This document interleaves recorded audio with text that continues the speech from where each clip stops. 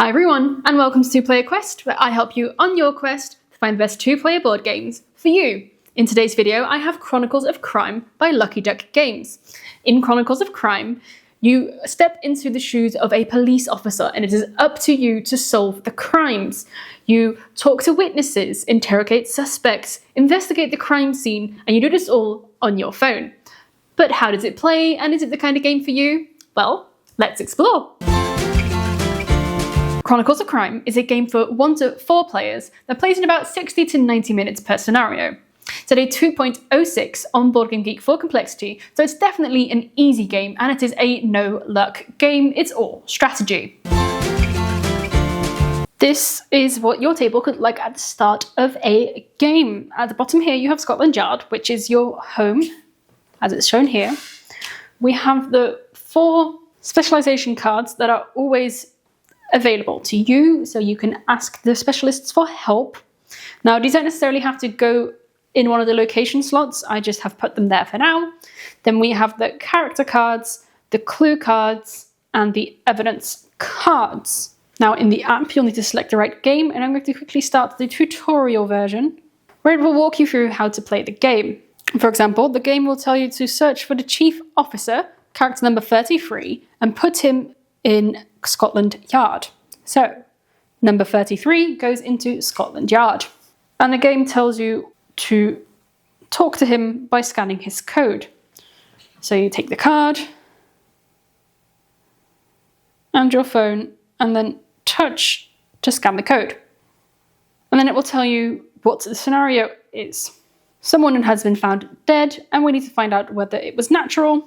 So unfortunately, this lady has been found dead.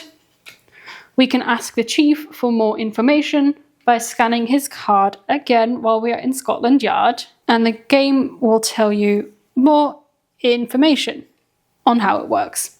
So it's that simple. The app will tell you how it works. Sometimes you are asked to go to certain places. In this case, you need to go to place number G. So we find G, which in this case is Notting Hill, and you place it on the board. Now, to go to Notting Hill, you would scan the QR, and it says you are now in Notting Hill. And what you can do, for example, to search the scene.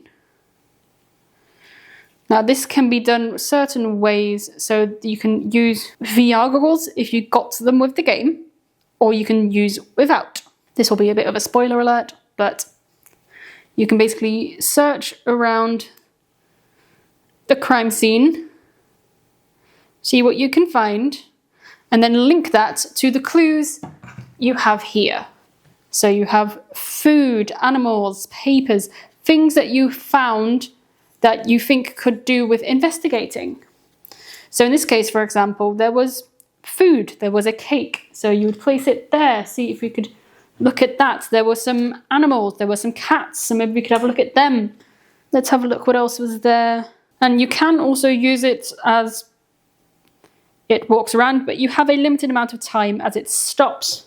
And this is where you can pass the device on to another player. It is the intention that only one person sees the crime scene at the same time. Here we're saying no, and then here we can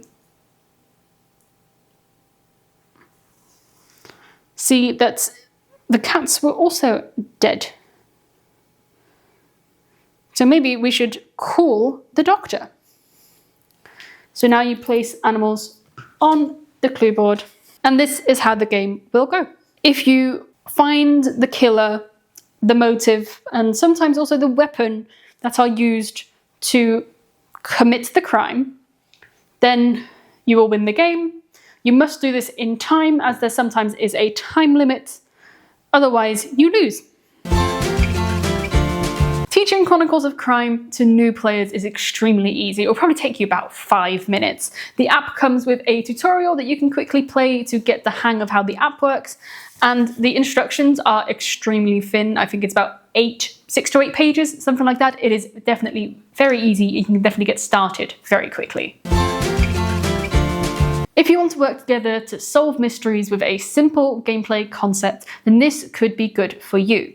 It's very interactive, and it's very simple. So I would think this is great for a younger audience.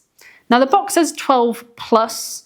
I think that if you feel that your children are mature enough to handle the concepts within the game, and by that I mean, you know, murder, then I think you could start earlier than 12 plus. The gameplay is that simple. They shouldn't have problems with the concepts, and frankly, they would probably enjoy a lot of it.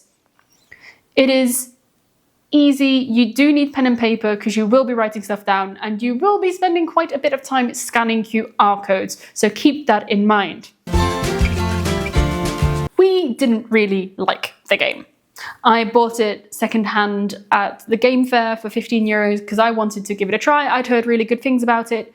Having tried it ourselves, we don't like it. It's boring to us.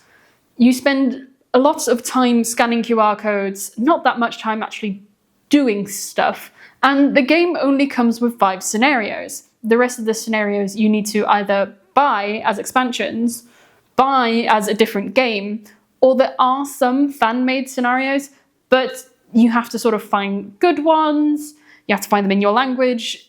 For us, it just wasn't interesting. The concept is fun, but we just don't like this game. I would rather get a proper detective game or a proper murder mystery game, something like that, that will A, give me a lot more gameplay time than this game, and B, make it more my level. But that's something that I should have thought about before buying the game. It is a 12 plus game. It is meant for a younger audience. So if you're a group of adults, then this might not be the right fit. For us, this is a game that will either go on our to sell list, on our to give away list. I have some nephews who I think might really like this game once they've sort of learned a bit more English, as English would be their second language.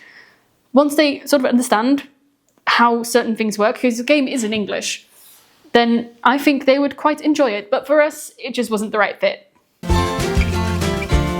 The game stays exactly the same no matter how many players you play with.